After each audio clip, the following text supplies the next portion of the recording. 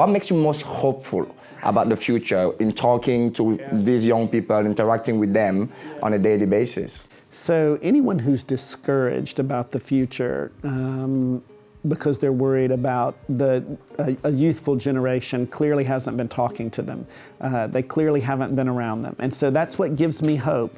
You know, I meet with students invariably on this campus from all different walks of life, all different types of programs, athletes, non-athletes, the first in their family to go to college, and people who 4 or 5 generations have gone to college. And so I come away each time invigorated by that, because without fail, they're optimistic, they're hopeful, they're positive, they're future-oriented, they care about other people. I don't know, I think that's one of the things you asked me before why I liked working at a college. There's something about the eternal optimism of young people that, again, fills me with hope for the future of this country. So I don't worry about that at all. I mean, I think anytime you're around, young people who are at our school or any other, I'm just humbled and generally amazed at how thoughtful and mature. There have been times when there have been controversial events on campus, and I without fail, I can get parents, and I can get faculty and staff, and I can get alumni who don't civilly and thoughtfully approach that conversation. Without fail, the group that's always the most thoughtful, the most hopeful, the most patient, the most civil, whatever controversial topic, it's the students who are enrolled here. And that gives me a great deal of hope.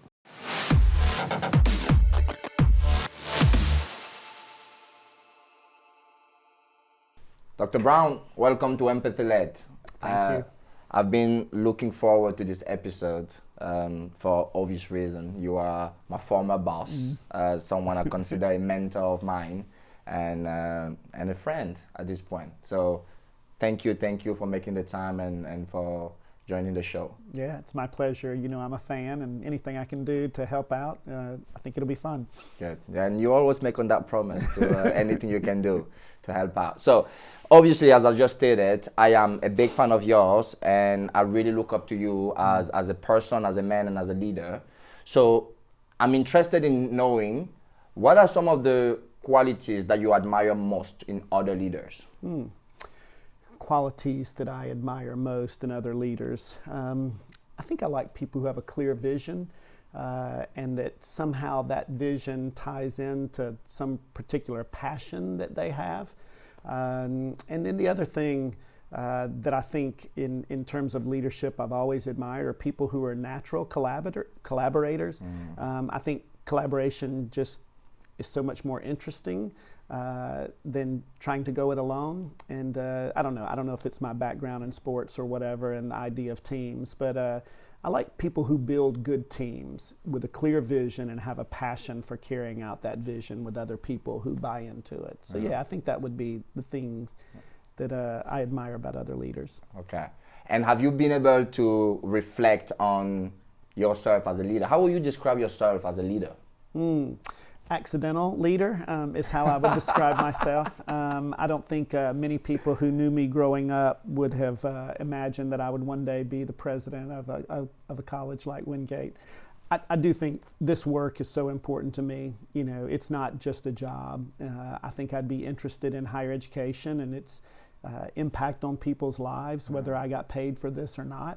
And so I think that I think it helps my leadership in that I'm in love with what we do. It's not always easy.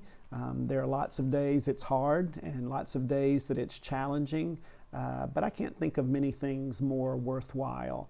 And so I just think that personal passion for the mission and for serving our students and changing lives is what motivates me most as a leader. And then I just try to, organize everybody around that mission. Yeah.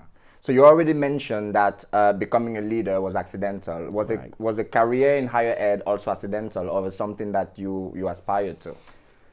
No, I didn't have any idea what I wanted to be when I grew up. And when I was nearing my end as an undergraduate student here. I was an English major, and so like all English majors, I was thinking about law school, the Marine Corps, or the Peace Corps. That all made sense to me. What else would English majors do? And I made a real close connection with the minister to students at the time, campus minister Jim McCoy, and he had a real passion for service as an expression of his faith. And so he and I got to be close in this World Hunger Seminar he taught. And at the time in the late 80s, it was something of a fad for colleges and universities to start volunteer service organizations. Okay. And he and I chatted, and he knew I had some interest there, and it was something he'd like to do here. So he asked me, he said, if you're not sure what you want to do for the next, couple of years, why don't you do this, help me get this started, and then you figure out what you want to do with your life, and then maybe you go do it. So we did that, and 2 years turned into 5.5, and I got married and was enjoying my work here, but my wife and I moved, Nietzsche and I moved to Los Angeles to help her grandparents out for a bit. And it was during that time that I thought, I explored some other careers and occupations, and it was during our sabbatical, as I call it, in Los Angeles that I thought, I liked higher ed. Maybe could I make a career out of that? So I was actually applying for jobs in the Los Angeles area. I had applied for an admissions job and a job in a registrar's office in the Los Angeles area when I got a call from a former colleague here that said had a career services position open, and they thought I might be good for it, and if I was interested in talking about it, they would be interested in seeing where it went. And next thing you know, I'm sitting here with you and in my 8th year as the president of my alma mater. So yeah, did not expect to work in higher ed, but it's been a real privilege. I wonder if the answer has changed in terms of what is it about higher ed then that piqued your interest enough or you loved enough to decide that I think this is a viable career path for me? What was it that piqued my interest in those early days? I liked working with students. I liked being involved at such a critical and transformational period in people's life. Yeah. Again, it was a real privilege to be a part of that. And again, some days it was more challenging than others, but it felt important. And the other thing I liked about it, it was always interesting, both the people you meet, what people know, who comes to campus to speak, it's just intellectually a curious environment, and that really appealed to me. So I think, just working with students at such a transitional moment in their lives, I think people change as much between 18 and 22, and we have a very traditional student population here on the undergraduate side. I don't know, being involved in that was both stimulating and fascinating and intellectually curious. Yeah. You already mentioned that one of the things that you love most about leadership is collaboration. And you also mentioned that universities are a very complex organism, and having been on one as a student, as a grad student, and as an employee, I understand that one can argue that a university is probably one of the most democratic place on earth, organization on earth. And from knowing you personally, I know you take that even further, right? They're already democratic by design, but I know, knowing you and knowing your leadership style, that you take that even further by the way you engage and seek input from faculty and staff and students and trustees and alums. Why is that so important to you, knowing that that is obviously the harder way to do it? I think what you said is right. It's a fundamental purpose of higher education. Different ideas, different thought, different perspectives. And it's easier when people, are homogenous, when they think the same or feel the same or have the same outlook. That's an easier environment, but it's counter, in my mind, to the purposes of higher education. We want to teach students how to think, not as important to teach them what to think. Now, some things are undeniable truths that we try to focus on, but for the most part, we want people to be independent thinkers. And so for me, you said it's a democratic place. I tell folks all the time who compare being the president of a college to being a CEO, and I say, no, it's more like being the mayor of a small town. Yes. You have a lot of constituents. They have a lot of different passions and concerns and needs. And I think it's that difference that makes it fascinating. I think it is important to the democratic experience that is the United States of America. I mean, I think we're teaching people to be citizens here, and that requires you to come into contact with people who you disagree with, but you share a common understanding of nationhood and purpose and what makes a society good that ideally you can work on together. So it's, I take seriously, e pluribus unum, out of many one. And so, but to have that one vision for a democratic society, by its nature, you have a lot of difference that's going to run into each other, and how we manage that, how we work with each other, how we see the humanity in each other in spite of what we might differ about. That's not just a concept to me. It's a fundamental purpose of higher education. But it's to meet a larger purpose, and I think that is to be a contributing citizen, in the experiment that is the United States of America. And I very much think it's still quite an ongoing experiment. It is an ongoing experiment, to say the least. So how will you advise a CEO that would love to operate more like a mayor from a small town than your traditional CEO? What advice will you have for somebody like that who's genuinely interested in reproducing the kind of environment, democratic place that you have on a unit campus in the organizations? I think my one piece of advice would be, it's almost like I think it was maybe Stephen Covey's, one of his 7 habits, I can't remember. It almost feels like a beatitude, and it's seek first to understand, then be understood. And I think that has been, I'm better at that now than I was 8 years ago.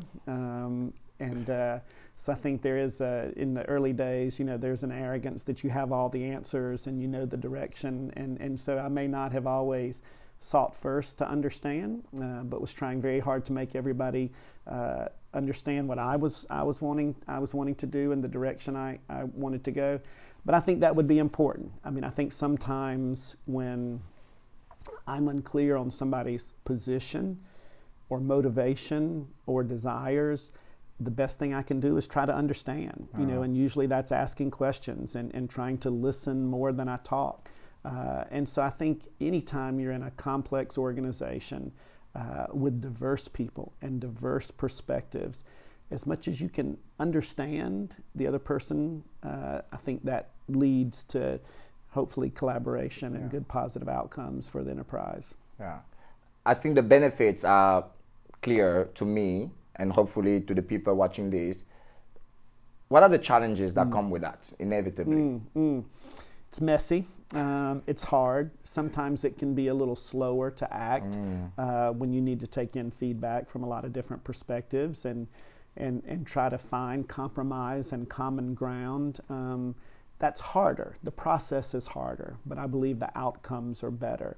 And I think that's why diverse teams, ultimately come to better results. But again, I think the process of how they work together can create challenges, and so that's the downside. It's just messy and it's hard and it's complicated, and sometimes it's discouraging. But I'm convinced that if you can stay with it, stay committed, continue to trust and support and try to understand, you'll end up in a much better place. Whether it's whether it's an individual decision, whether it's a program, whether it's a project, whether it's a direction.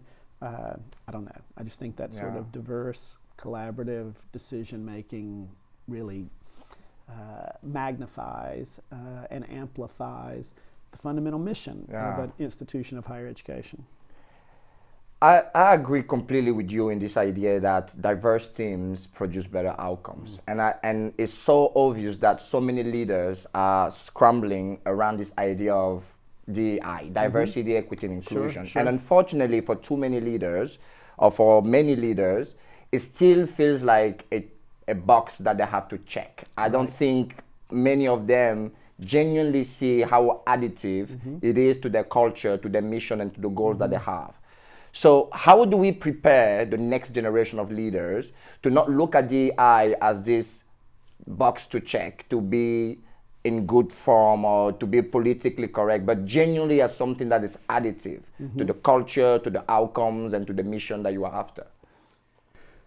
I think, and this may sound particularly crass, but it's to convince people what's in it for them, to support, initiatives related to, diversity and equity and inclusiveness. And I think that while you're doing it for a greater good, it lifts all boats. And so I think oftentimes, not only is it many times the right thing to do, but it's often good business. As you said, diverse people, diverse teams, diverse opinions. I think it's the height of arrogance for anyone to think they have all the answers. And so when you can get as much input as possible, you can arrive at better decisions. That benefits the enterprise, it benefits the individual. I think difference is a good thing when you're trying to solve hard problems. And when it comes to equity, I was having an interesting conversation recently with someone about the difference between equality and equity and whether equity can be hoped for. And I said, regardless of whether it can be hoped for, it should be strived for. And they asked me what I meant. And I said, let's say that students who receive a Pell Grant on this campus with a similar academic profile aren't having the same levels of success as students who don't receive a Pell Grant. I may never, ever be able to fix that problem. But if I'm not trying to fix that problem, I'm not doing my job. And so I think, an attempt at equity, despite your starting point, how do we put you in the best position to achieve your goals and your dreams and your aspirations? Again, I think it's fundamental to what we do. And when it comes to inclusiveness, I think all of us want to belong, be a part of something and feel valued, and that we're making a meaningful contribution to that. That I'm interested in the whole idea of organizational culture and organizational identity, and that's a fundamental fabric of it, is that I identify with my organization because it reflects my values and my interests and my passions. And I don't mind, wearing the logo when I'm away from work. I'm proud to tell people I work because I feel that my identity and this enterprise's identity are one and the same. And that's a powerful thing. Again, I think it has good business outcomes. So again, don't get me wrong. I don't think this is all noble. I think there is a business case to be made for strong diversity, equity, and inclusion programs. And again, I think it's just good business. Yeah. Absolutely. I talk about empathy a lot. And at times I'm met with, this idea that is this noble, lofty idea. But already in this conversation, it's just practical.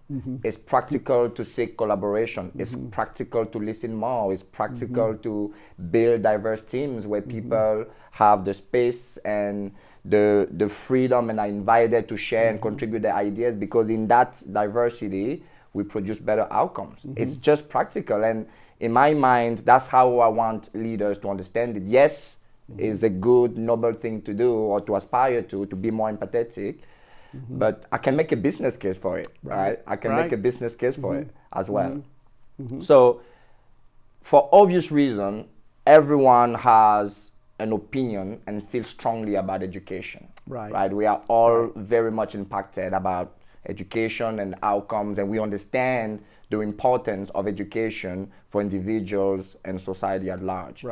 If we set aside the critics and deploy empathy for the students and the families, how should we improve and how should we think about education to best serve them? What a good question.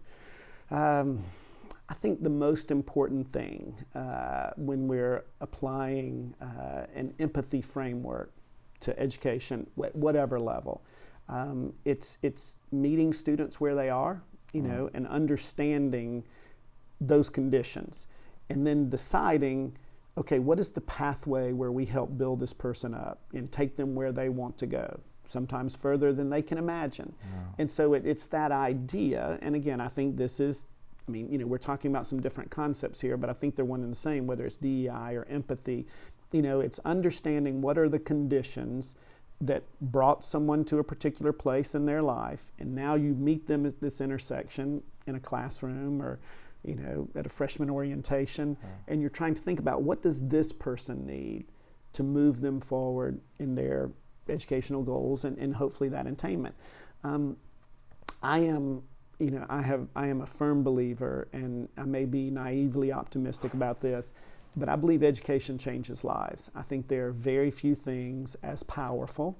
I mean that in terms of certainly a person's economic situation, but it's more than that. It's their emotional health, it's their physical health, it's the happiness of their marriages, or the likelihood that they'll be incarcerated, or the likelihood that they'll suffer from addiction. I mean, education lifts outcomes across a person's life.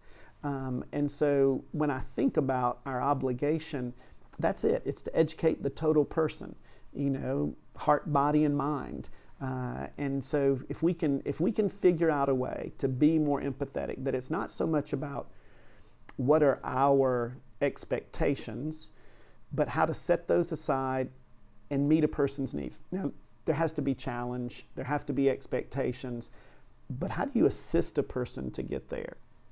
I remember one time a good colleague of ours, Steve Poston, told me he was at a student retention conference. And he said it was the vice president for student affairs at Notre Dame was giving a presentation. And they were talking about all the student support services that they wrapped around their students at Notre Dame. And that somebody in the audience, when it came time for questions, raised their hand and said rather derisively, that sounds like hand holding. And they meant it as a jab, and Vice President for Student Affairs at Notre Dame didn't miss a beat. He said, "Oh, no, it's not. We don't hold their hands. We wrap our arms around them." And I thought that's a good answer. It's that idea of care and compassion. And there, again, you have to hold people accountable. Raising children, we know that it can't always be just what they want to do. But it's an empathetic educational framework meets students where they are at whatever stage in their life. They may be adult learners who are going back to college after being discharged from the military, after retiring, but trying to understand where they are and where they want to go, and how can we be good partners in that journey, I think is how you would apply an empathetic lens to education at whatever level. No, I love that. And I mentioned before that for obvious reason, people are passionate and opinionated about this thing. Ooh, yeah. Of all the critics that you hear, which one do you feel is the fairest? What do I feel is the fairest critique of higher education?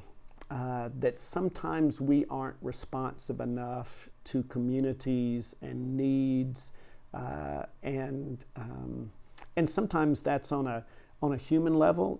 Sometimes that may be that we need more social workers, or we need more counselors, or we need more school teachers, but sometimes that we may not be teaching our management students what a new management trainee needs.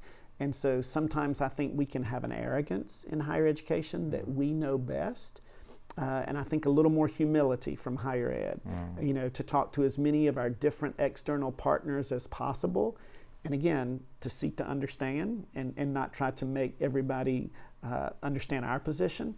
I think sometimes higher ed can think a little too highly of itself, and so I think that might be a fair criticism, that we can be more humble with our partners and listen better and rethink what we've always done. I think that as progressive as higher ed can be in terms of thought, I think higher ed can be very traditional when it comes to change, and that it's hard to do.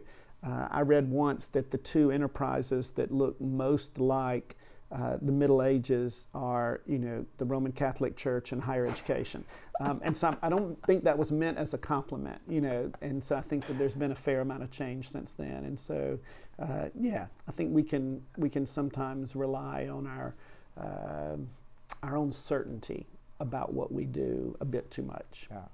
And then to build on that, then, there is also, I'm sure, a fair bit of criticism that lacks the context and the level of understanding of the complexity of this enterprise. So what is the least fair criticism about this enterprise, about higher ed? The least fair, Yep. that it's not worth it. I mean, that makes me so angry. There are not many things that wind me up as when someone says, you know, higher education isn't worth it. I'm not saying all higher education is as equally valuable, but every economic study, the things I was saying earlier about the outcomes, the positive health and human outcomes that result from more education, more training, is irrefutable. And so, I mean, we think about it sometimes about higher ed, but lifelong learning is baked into so many things. As you know, I joined the military as an enlisted member, and if I wanted more stripes on my arm, I had to go to class. I had to study. I had to improve. I had to get better. I was not in the Boy Scouts, but I am familiar with the concept of merit badges. So again, in Boy Scouts from a young age, how do you move from, you know, entering the Boy Scouts to one day being an Eagle Scout? You study, you learn, you earn those badges, you progress, you develop more capability. And so it doesn't matter what realm of life you're in, the idea that education isn't worth it drives me bonkers. I think it's a silly statement. And you know, certainly not everyone needs to go on to higher education, but I think what we all need to commit ourselves to are being lifelong learners in whatever form that takes. And it's both good for us as individuals, it's good for our families economically, and it's certainly good for our communities and like we said before, the democratic experience, the experiment that is the United States. So that one winds me up. Sorry. I think especially in the United States, the idea of going to college seems so ubiquitous, right, that we start to take it for granted. But I know, having been on a college campus for a decade and having worked here, that there are still many, many, many students that are denied the opportunity and the access to this thing that I agree with you is a life-altering opportunity. It has completely changed my life.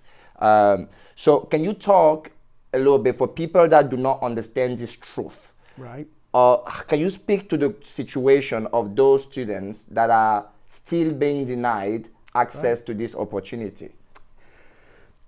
I think for so many of us, it's, I suffered from this just a bit. You know, when I first went off to college, I didn't know how to navigate it. No one in my family had ever been to college. And so I didn't know what a credit hour was. You know, I didn't know what the bursar's office was. I encountered my first bagel in the school cafeteria when I went off to college. So there's so much you don't know that, you know, it can be paralyzing. And so I think that what we need to do a better job is of how do we navigate that transition for people who don't understand the range of options that are available to them. I think we put all of these roadblocks, I say we, and I'm talking about higher ed writ large at this point, that we put all of these hurdles for students to clear. And I think for some of them, they don't even understand the rules of the game. You know, my two kids, as you know, are in college, and I've recently done the free application for federal student aid so that they can take out their student loans, and I struggled with it. I'm a college president, you know, who worked in enrollment management at a different time, and I had questions, and it took me a while, and it was frustrating. And so I can't imagine what a family that this is so foreign to struggles with and trying to navigate that process.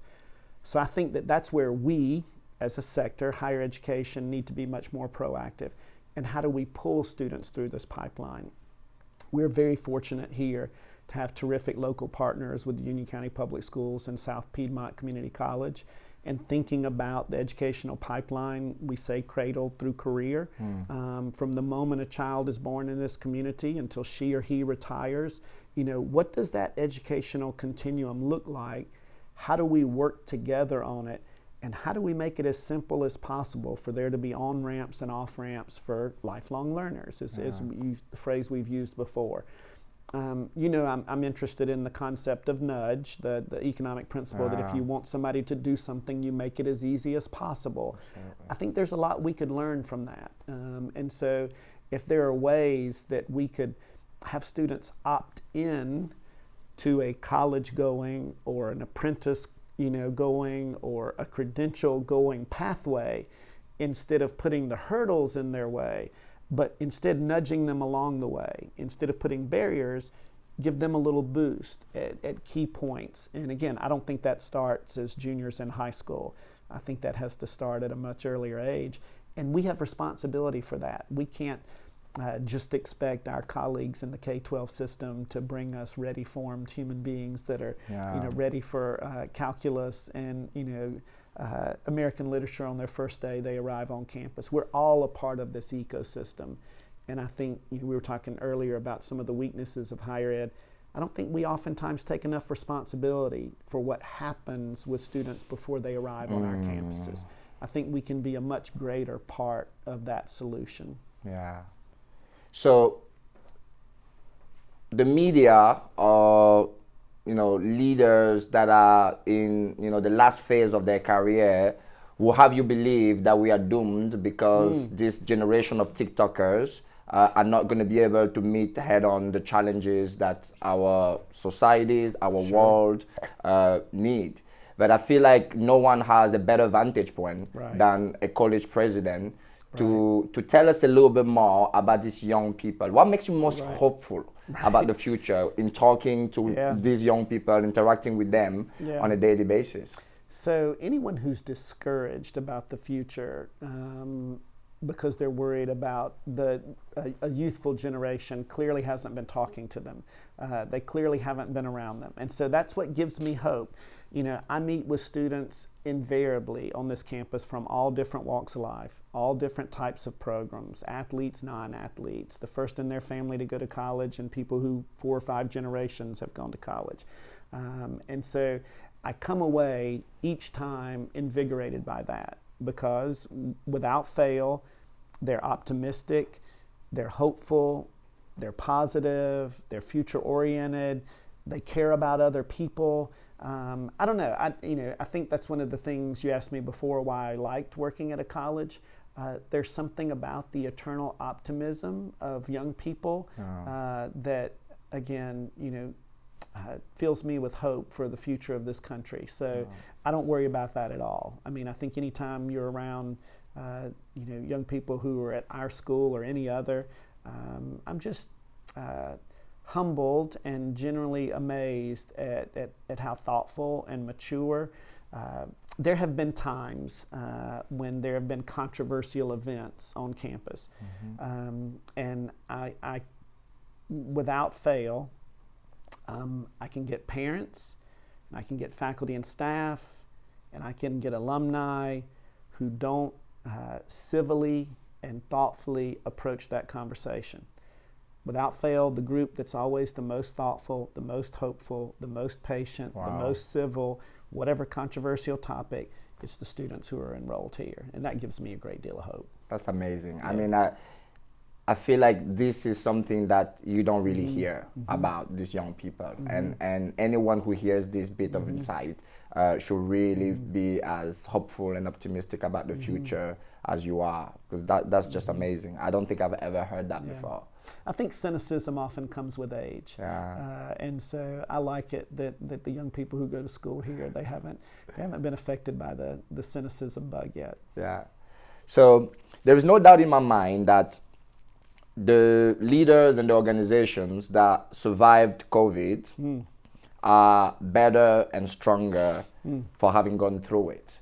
How, in your experience, in the context of Wingate, is that true? Maybe I should start there. Is it true? Yeah. I do think we're better and stronger. Okay. And I have to give a great deal of credit to our provost, Jeff Frederick. He joined us in June of 2020, and it was a tough time. And he came in and said, you know what, we're going to trust each other, we're going to have a lot of patience, and we're going to try to do right by each other and by our students. And he just kept repeating that, and he demonstrated that day in and day out. And I think that patience and that care and that kindness, but with an optimism that we're still going to move forward. We're still going to try to teach students, and we're going to try to work together. I think his hopeful energy and positive message and a very forgiving, posture and a very flexible posture really benefited us and got us through. And I got to say, his leadership in that made all the difference. The other thing I would say, and you may have heard me mention this before, is I think that we were required to do things from a technological way and to think about how we deliver instruction and other aspects of the educational experience that we were forced into. That again, that resistance to change, it may have taken us a while to adopt some of the technology, some of the ideas, some of the flexibility. And so I think that was a real advance forward. I like the phrase Biz Stone used, that technology exists to amplify the human experience, not replace it. I think the same thing on an educational campus. Technology exists to amplify the educational enterprise, not replace the personal connection of it, because I do think we learn best in community. Again, that idea of collaboration and diverse thought and diverse opinion, that happens when we're together. That doesn't happen in isolation. And so while I believe the best education takes place together, how do we use technology to amplify that? And I think we took a big step forward because of COVID. The second part of that, and sort of the other side of the coin, is that I think being away from each other for as long as we were, we realized how much we missed it. You know, our students and our faculty and our staff couldn't wait to get back here together. I think we had taken it for granted. So I think both things are true on the other side of COVID. I think that we now know how to use technology and a certain amount of flexibility in what we do and how we deliver a student's education. I think we've grown, and at the same time, it's never been more important to be in communion and face-to-face and with each other, and to find ways to share both in the classroom and out of the classroom. So if I'm looking for a silver lining from COVID, it's that, that we want to be together more, but we've learned how to use technology to enhance that. Yeah, I love that. I especially love the part about technology's purpose being to enhance the human experience. And the reason I love it so much is, one, because I agree with that statement, but two is, at the agency, one of the things that we try to do first and foremost is to remind our clients that the purpose of a business isn't to make profit. The purpose of a business is to enhance the human experience, is to enhance the human experience. So luckily, at least for the most part, I think it wouldn't be a very hard sell in higher ed. So how do you understand Wingate's contribution to the world? So I think you're right, that the purpose of a business isn't to make a profit.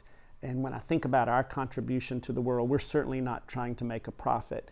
But as Sister Irene Krauss said, she led the Catholic Hospital Network at one time, no margin, no mission. Absolutely. And I think that's what we're trying to create in our students too. We're trying to create margin.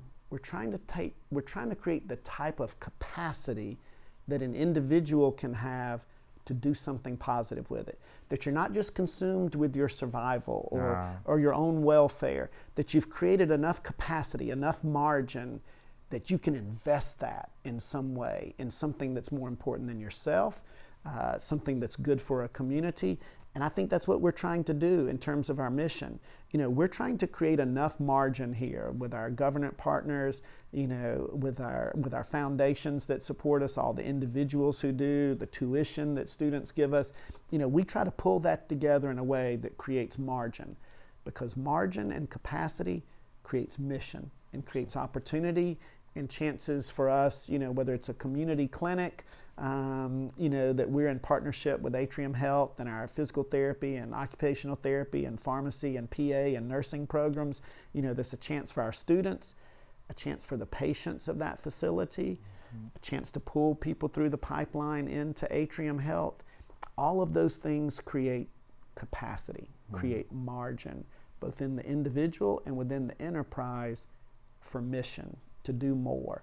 And so I see that as what we're doing here. And I think that, like you said, I think that's the purpose for most enterprises.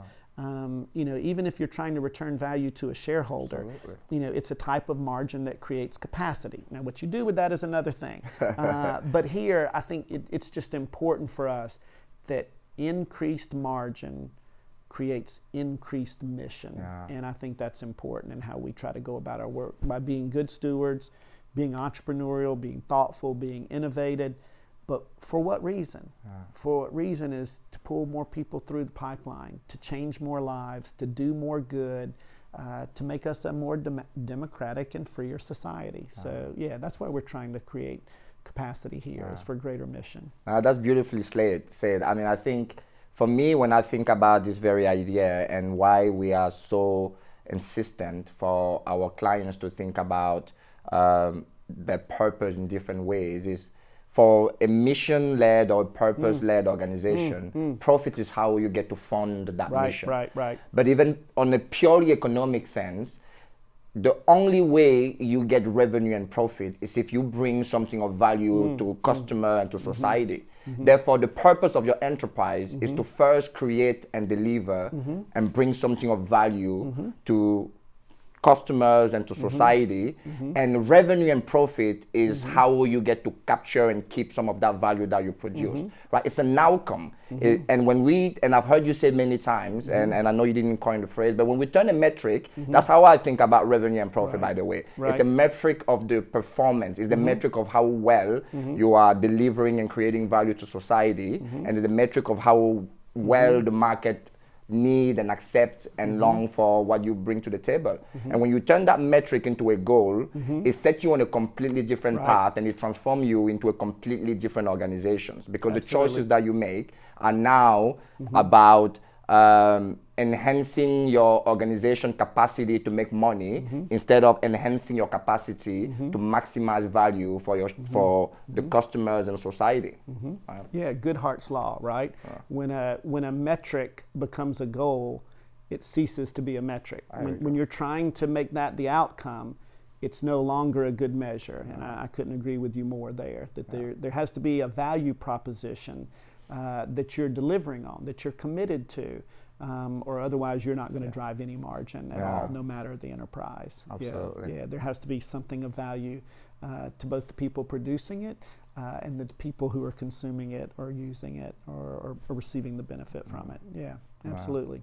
So I'm a firm believer that you learn so much about people by understanding a little bit their upbringing. Sure. Have you been able to reflect in how your upbringing shaped your worldview and molded you into the person and the leader that you are today? I think what's most conspicuous to me about thinking about how I grew up in the community where I am, and sort of leadership principles now, and how I try to go about my work, sometimes better than others, is I grew up in a very small town in rural South Carolina. And just by the nature of it, everyone there was invested in me. There wasn't much wealth in my community, but what there was a great care and concern for the people who were there. We were in it together. I can't tell you how many aunts and uncles I called people who had no relation to me whatsoever, but they took a personal, so you felt as if they were family. And I knew that if I were at school and that there would be any number of people who would hold me to account without my parents there. There was no hiding in my hometown, whether it was at school or in the community or at the ballpark. And so, that phrase, it takes a village. A village raised me. A village got me to Wingate. The village of Wingate lifted me up and carried me forward. And so I think what I've taken to heart from my upbringing is just how many people make small investments in you along the way, and the magnifying effect it has, the exponential effect it has in your life. And I think that's what we try to do here. I think that's, again, an idea of collaboration, that we're in this together, and the care and the leadership and the direction and the support that we can provide together has this exponential effect on individual lives. And so I think that the type of community that held me to account and encouraged me and challenged me and supported me and nudged me is the same type of environment that I would hope that we would create here at the university for our students and the people who work here and everybody we serve in the community. So yeah, there's probably a direct link between that idea of what it means for a community to support the people who are there collectively that has carried me through team sports, the military, now being in a leadership role at a university. Well, as someone who was born in the land that invented It Takes a Village. Right. I completely relate and deeply relate to that idea of It Takes a Village. And as a 3-time alumnus of this college campus, I have to tell you that if your concern was to create a village in this place, that you all have completely succeeded. Because as a 19-year-old leaving my family and my country for the first time, with no family here, I couldn't have imagined a better place to land and better village to grow up and to become a man and to learn about life and leadership and service. So, you know, I've had the opportunity to thank you before, and this is yet another opportunity to thank you for all the opportunities you afforded, for the personal interest you've always taken in me, the support, the mentorship, the friendship, and to thank this institution for all the opportunities they afforded me. This has been, as I expected, an unbelievable, emotional conversation for me, and thank you again for making the time. Absolutely. The admiration is mutual. And I think, you know, your story reminds me that when I was first named president and I would go out and I would tell groups about how this place had changed my life, I was arrogant enough to believe that that story was unique to me. And what's been such a privilege is that since 1896, Wingate has been doing that as a community, you know, that I realize that it's simply my turn with the baton, you know, that it's baked into the DNA of this place, that it's this entrepreneurial place that takes students where they are and supports them with this village and helps them achieve things that sometimes they couldn't even conceive of.